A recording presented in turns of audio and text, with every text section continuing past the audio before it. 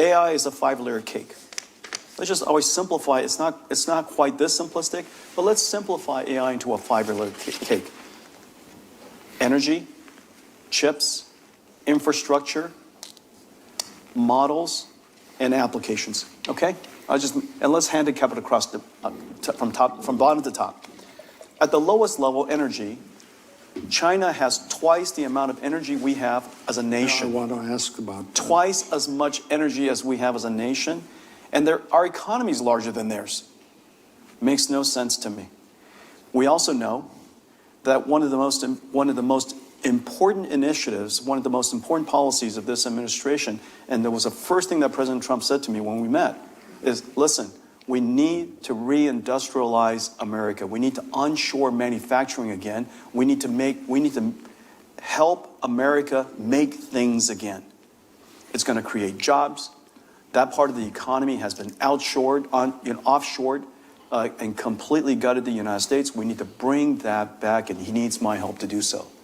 And so that entire sector of the economy is missing.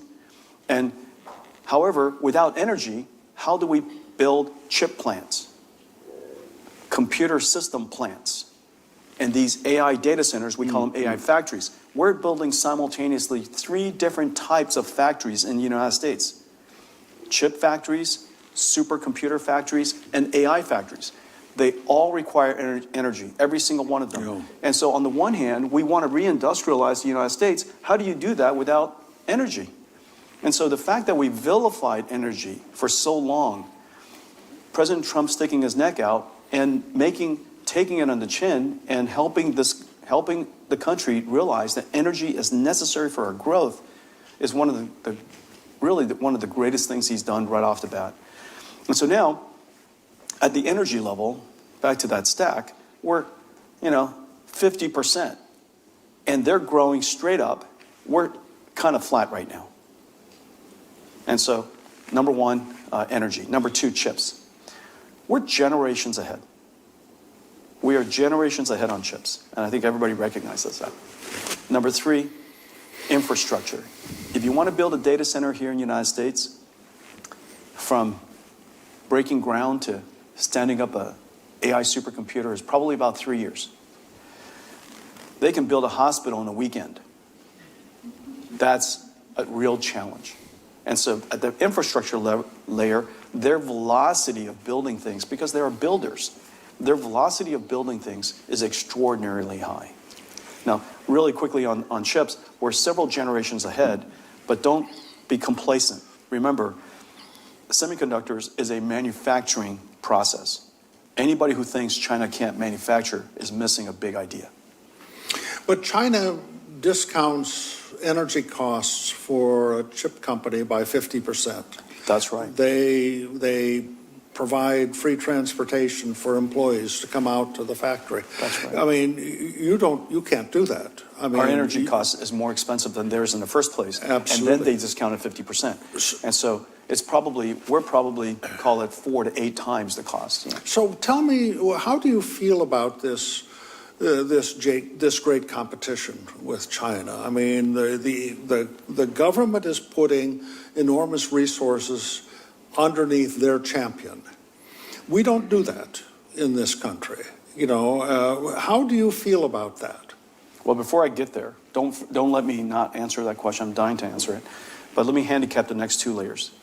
The model layer, United States frontier models, our frontier models are unquestionably world-class. We are probably, call it 6 months ahead. However, out of the 1.4 million models, most of them are open source. China is way ahead on open source.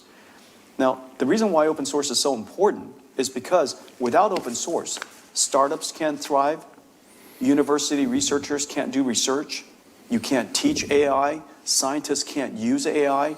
Basically, all of the industry around your economy have no ability to fundamentally advance themselves unless you have open source. Without Linux, where would we be? Without Kubernetes, without PyTorch, all of these different types of technologies that made AI thrive are all open source. They are well ahead of us on open source. And then the layer above that, applications. If you were to do a poll of their society and ours, and you ask them, is AI likely to do more good than harm? They're going to say, in their case, 80% would say AI will do more good than harm. In our case, it'd be the other way around. And so that tells you something that's very, very important. Socially, we need to be careful not to describe AI in these science fiction movie ways of describing AI and causing people so much concern. We want to be concerned, but we also want to be practical. AI is about automation.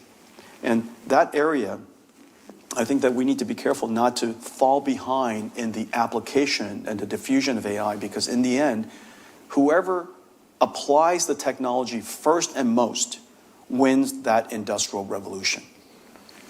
As you know, electricity was invented in the UK, but the United States applied it faster, more broadly, and as a result, look where we are. And so we have to be a little mindful.